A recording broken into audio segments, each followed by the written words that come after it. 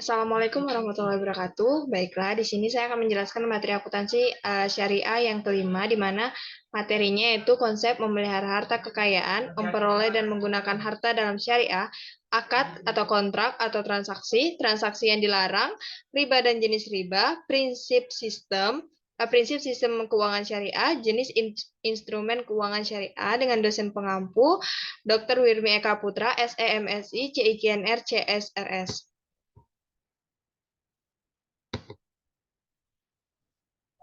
Baik, sebelum masuk ke materi, perkenalkan saya Fatmawati dengan NIM C1C020088 dari kelas R010 Akuntansi dengan mata kuliah akuntansi syariah. Baiklah, di sini pokok bahasan yang akan saya bahas itu ada 6. Yang pertama itu konsep memelihara harta kekayaan, perolehan dan penggunaan harta kekayaan, akad atau kontrak atau transaksi, riba dan jenis riba, prinsip sistem keuangan syariah, instrumen keuangan syariah. Konsep memelihara harta kekayaan, sistem keuangan syariah terkait erat dengan harta kekayaan. Akad transaksi serta transaksi diperbolehkan dan dilarang syariah. Menjaga harta bertujuan agar harta yang dimiliki oleh manusia diperoleh dan digunakan sesuai dengan syariah, sehingga harta yang dimiliki halal dan sesuai dengan keinginan pemilik dari harta kekayaan tersebut, yaitu Allah Subhanahu wa Ta'ala. Menurut Islam, kepemilikan harta kekayaan pada manusia terbatas pada kepemilikan kemanfaatannya selama masih hidup di dunia, bukan kepemilikan secara mutlak. Saat ia meninggal, kepemilikan tersebut berakhir dan harus didistribusikan kepada ahli warisnya sesuai ketentuan syariah. Perolehan dan penggunaan harta kekayaan. Yang pertama itu perolehan harta kekayaan dalam syariah dan penggunaan harta kekayaan dalam syariah. Perolehan harta kekayaan dalam syariah, memperoleh harta adalah aktivitas ekonomi yang masuk dalam kategori ibadah muamalah atau mengatur hubungan manusia dengan manusia. Kaidah fikih dari muamalah adalah semua halal dan boleh dilakukan kecuali yang diharamkan atau dilarang dalam Al-Quran dan Sunnah.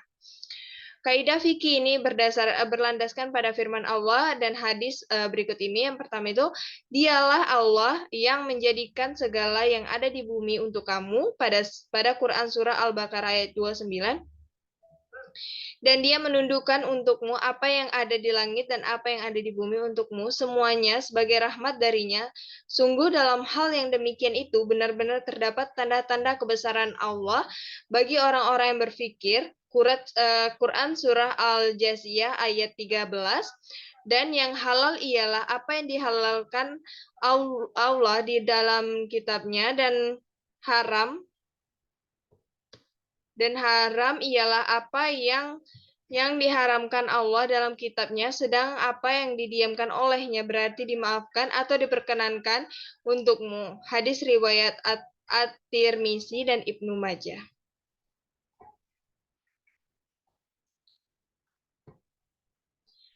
Penggunaan harta kekayaan dalam syariah. Islam mengatur setiap aspek kehidupan ekonomi penuh dengan pertimbangan moral sebagaimana firman Allah berikut ini, dan carilah pahala negeri akhirat dengan apa yang telah dianugerahkan Allah kepadamu, tetapi janganlah kamu lupakan bagianmu di dunia dan berbuat baiklah kepada orang lain sebagaimana Allah telah berbuat baik kepadamu, dan janganlah kamu berbuat kerusakan di muka bumi. Sungguh Allah tidak menyukai orang yang berbuat kerusakan.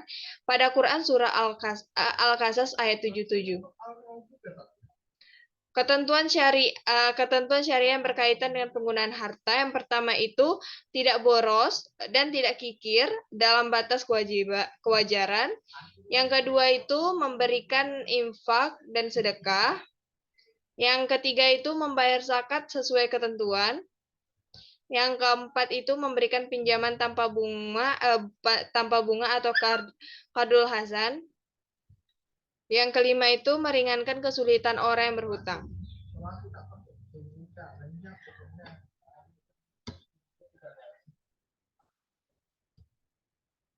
Akad dari segi ada atau tidak adanya kompensasi fikih, Muzonalat membagi lagi akad menjadi 2 bagian. Akad atau kontrak dan transaksi. Akad dalam bahasa Arab, al-akad atau jamaknya al-uqud, berarti ikatan atau mengikat al-rab. Menurut terminologi hukum Islam, akad adalah pertalian antara penyerahan atau ijab dan penerimaan atau kabul yang dibenarkan oleh syariah yang menimbulkan akibat hukum terhadap objeknya atau gufron yang disebutkan oleh Gufron Mas'adi pada tahun 2002. Menurut Abdul Razak Al-Sanhuri dalam Nadhariyatul Aqdi, akad adalah kesepakatan dua belah pihak atau lebih yang menimbulkan kewajiban hukum, yaitu konsekuensi hak dan kewajiban yang mengikat pihak-pihak yang terkait langsung maupun tidak langsung dalam kesepakatan tersebut.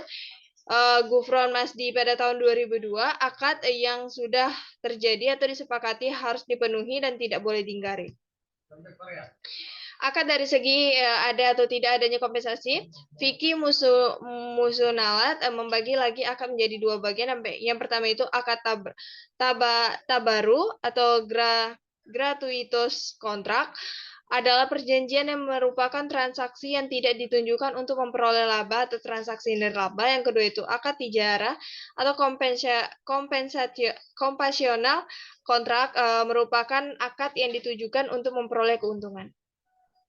Rukun dan syarat sahnya suatu akad ada 3, yaitu sebagai berikut. Yang pertama itu pelaku. Pelaku yaitu para pihak yang melakukan akad penjual dan pembeli, penyewa dan yang menyewakan, karyawan dan majikan, sahibul ma'al dan mutharib, mitra dan mitra masyarakat. Yang kedua itu ada objek. Objek akad merupakan sebuah konsekuensi yang harus ada dengan dilakukannya transaksi tertentu. Dan yang ketiga itu ada ijab kabul atau serah terima, merupakan kesepakatan dari para pelaku dan menunjukkan mereka saling ridha. Tidak sah suatu transaksi apabila ada salah satu pihak yang terpaksa melakukannya, yang dijelaskan pada Quran Surah An-Nisa ayat 29. Dan yang pertama itu dan selanjutnya itu ada riba dan jenis riba. Yang pertama itu riba dan kedua itu jenis riba. Riba berasal dari bahasa Arab yang berarti tambahan al-ziyad. Al-ziyadah berkembang anwu dan membesar al-ulu.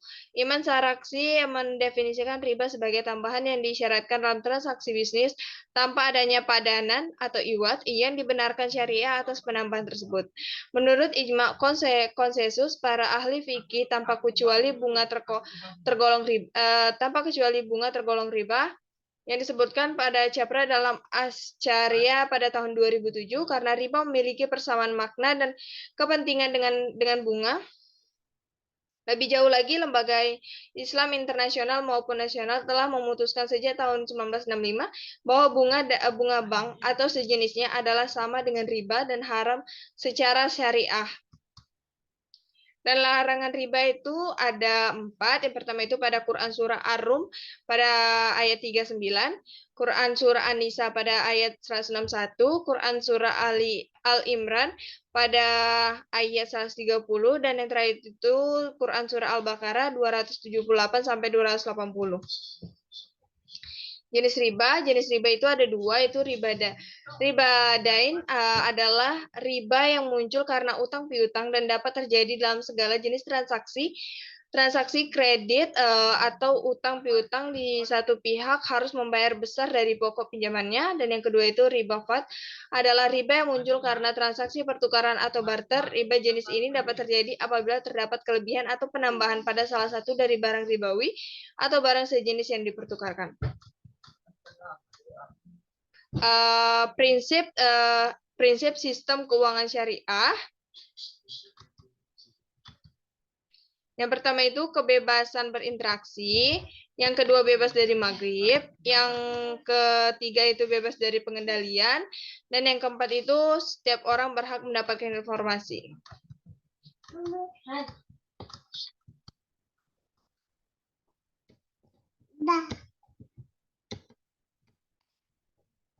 Yang kelima itu mempertimbangkan kepentingan pihak ketiga. Yang keenam, transaksi berdasarkan pada kerjasama. Yang ketujuh, transaksi dilaksanakan demi mewujudkan kemaslahatan manusia. Dan yang terakhir itu mengimplementasikan zakat. Jenis instrumen keuangan syariah. Itu ada primer dan sekunder, di mana yang primer itu terdapat mudharabah, musyarakah, murabaha, salam dan salam paralel. Dan pada itu ada juga terdapat istisna dan istisna paralel, ijarah dan ijarah mutahiyah bitamlik, wadiyah, kart dan kart hasan pinjaman. Dan ada juga syar, wakalah, kafalah, dan hiwalah. Dan untuk instrumen keuangan sekunder itu yang pertama itu ada dana mudharabah atau mudharabah fund, saham biasa atau saham biasa perusahaan atau common stock, obligasi mukarabah atau profit sharing bond, obligasi bagi hasil atau profit sharing bond. Yang kelima itu saham preferen atau preference stock. Baik, sekian dari materi yang dapat saya jelaskan. Saya tutup dengan wassalamualaikum warahmatullahi wabarakatuh.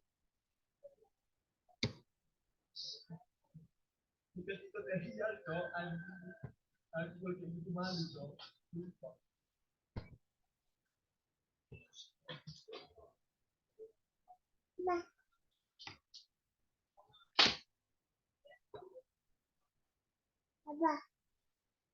Emak.